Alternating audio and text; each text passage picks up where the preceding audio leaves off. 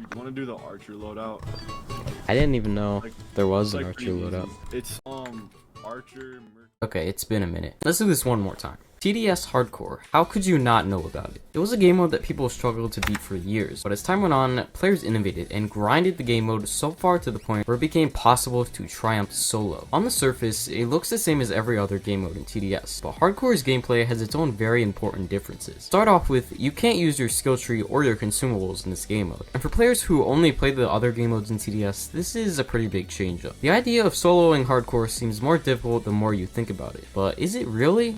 Let's find out. Okay, so we're gonna try to do this with no special towers. The core has become so easy that I'm confident I can do this without any of these special towers right here. So no brawler, no accelerator, no engineer, none of these hardcore towers, none of these golden towers. We're taking off the golden perk, and we're gonna try to win this without special towers. Okay, so I've got the loadout here, and you may be thinking, what are you going to use as your early game defense? Military base is a very cheap tower, but there's no way that's strong enough to defend all of those enemies that come out at the start. Here's a little trick that I and a bunch of other players can easily use with this tower. So when you place the military base down, this timer starts ticking down. And what this is basically when this timer reaches 0, it spawns in a brand new military base unit. But because the game technically hasn't started yet, if we wait for this timer to tick down at least 5 times, a big clump of military bases will spawn. Now the timer is about to tick down to 0, and a unit will spawn. So even though this unit has just spawned right here, and it looks like it's gonna go all the way down the track and reach this portal right here, and that usually means that it will despawn. You see, it just gets stuck. It just sits there. Now, I'm gonna speed up the footage here, and I'm gonna make it go by really fast for you guys, but I'm gonna wait 5 minutes, and as time goes on, more and more military bases will spawn, and they will continue grouping up at the start point. Okay, enough time has gone by. Right now, there is 2 over here and a 3rd one coming down the track. When the game starts, watch where these go. It looks like there's only 1 unit coming down the path. But this is actually all 3 of those trucks combined together into one. This is basically a 150 HP unit that's coming down the path at the start of the game. And you can see it's just bulldozing through all of these enemies. It just destroyed all of those early game enemies. And I already have another Humvee coming down the track to clean up these ones. That's basically like an extremely good trick to just clear up the path, and you don't have to worry about your military bases taking too long to spawn. I think I might be able to just scrounge up enough eco to get a ranger just in time to deal with those balloons, because the military base does not have flying detection, but otherwise it has hidden detection. Okay, we gotta do a little bit of a weird adaptive strategy, and I actually have to sell my military base to get enough money for this ranger, and I should barely be able to survive these. I'm gonna put it on strongest so it's shooting the leads that have a lot of HP and not its bullets on these 6 HP little guys. And here comes this lead boss here. Ranger just makes everything very, very easy. It has full map coverage, and it just, yeah, it one taps everything that you need it to. Ranger's still working on these hefties here. I'm just gonna put on random because I need it to shoot the mysteries as soon as possible. And remember, this is Ranger, so it will shoot anything on the map at any time. Now, honestly, I think I'm just gonna save up for a tank. If you've watched my spawner towers hardcore video, the airstrikes are insanely overpowered. Honestly, the thing that's like bottlenecking my ranger is these balloons. It has to focus on them to kill them, and that wastes a lot of damage that could be going into enemies like these lead bosses or even this mega slow. It'll take a few shots, but it'll slowly take out the health. It has a little bit of defense on there, so it won't do as much damage.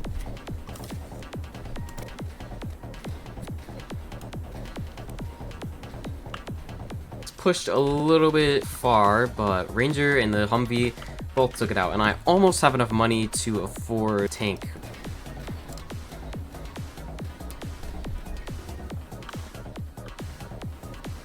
Okay, I got a little bit distracted. I'm hoping that I might leak 1 balloon here. Oh my, that was very close. Don't forget to change your ranger's targeting, because I actually almost just lost the match because of that. I get my 2nd military base right here. This shadow boss is pretty much dead. It really didn't even survive for that long. But here we have some of the mega slows. I'm gonna time an airstrike so that can took out a lot of their HP. I just need a couple more tanks to come out and just finish the job. This is one of the most infamous waves in hardcore, wave 25. There are 3 shadow bosses on this wave, but one well-timed airstrike will pretty much kill them all. So now you pretty much just want to get some more of these military bases at level 4, get more of these tanks. So yeah, I'm going to start getting some of my supports down as well, like this DJ right here. And why not speed up the Ranger's fire rate as well with the commander. First, Fallen Titan here, and honestly, you can just... Here comes another very kind of tricky wave. My airstrikes haven't came back yet, but the tanks really, they don't need any help. As they come down the track, they pretty much will kill them. And we're on wave 35 right now, so the Gravedigger is about to come out in the next wave, so I'm actually going to get a couple of Rangers down just to help out a little bit more with that. The boss, yeah, here's the boss right here. I just sold the commander. This is not a good look. Okay, now everything's locking onto him, and he should die relatively quickly.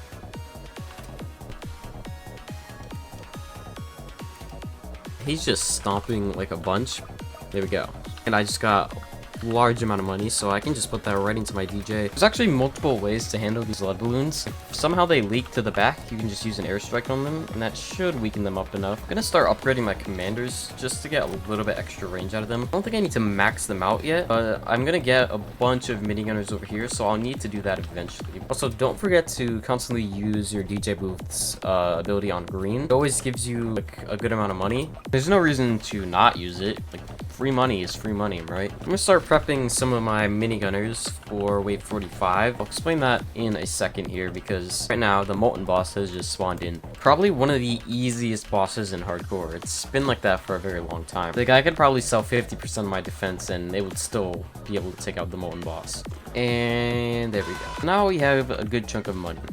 You see, this is why we want high DPS towers. I just got 5 circuits out of these mysteries. You see, all of these megaslows are healing from right here. Oh, it's right here. The health cultist. I'm gonna wait for everything to group up, and then I'm gonna time my airstrikes. So that's gonna do a lot of damage to these guys. That's like the main difficult part of wave 45. Some of these soul stealers that will spawn in some more souls. Don't forget you have the airstrikes, and these tanks have hidden detection. These necromancer boss guys, yeah, they can spawn some pretty nasty summons. As long as you have max rangers and you just have a good amount of DPS, really nothing is that threatening at all. Fallen Swordsmaster. Honestly, these necromancer bosses are more of a threat than this guy is. If you don't have DPS that can deal with these quickly, sometimes they actually can stack up and push really, really far. There you go. He didn't even get out of the minigunner's range. Honestly, this is easier than the last time I did solo hardcore. And I had friends to help guide me through it. If it's this easy, I'm pretty sure anyone can do it. Now that we're approaching the late game, let's look into getting tower baits. Void Reaver has a lot of different attacks. The main one is this Soul Slam that stuns your towers. And also these Vindicators. That's why I'm going to place some of these minigunners in these specific spots. These help steer the hammers away from your main DPS. And you can see these Fallen Guardians are also like poking the minigunners instead of my main towers over here. I don't think minigunner actually has a placement limit, so I can just keep placing these. The only thing stopping me is, yeah, that placement limit of 40. Here's our first Vindicator, and I'm about to show you, yeah, look at the baits. The baits are very important because if I didn't have these, throw the hammer straight, yeah, into the crowd like that. And look at how many things he stunned. The baits don't work 100% of the time, but they do definitely help a lot. The unknowns are all dead. And it is about to be the last wave of hardcore. To start this wave off, I'm going to put my DJ on red, so we can get a little bit of a damage boost coming out of all of our towers. Void Reaver, here he is. So now a second wave is coming in, so I'm gonna airstrike these, just to get a little bit of damage on them.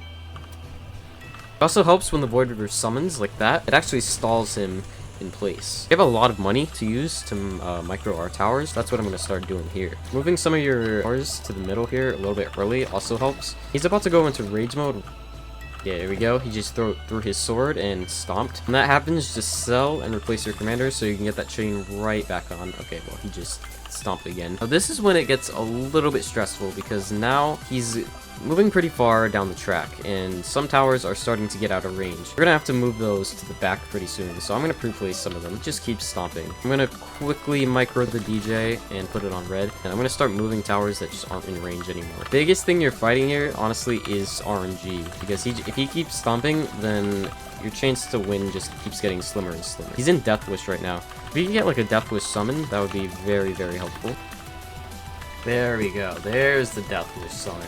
There we go. Okay. Told you, it was possible.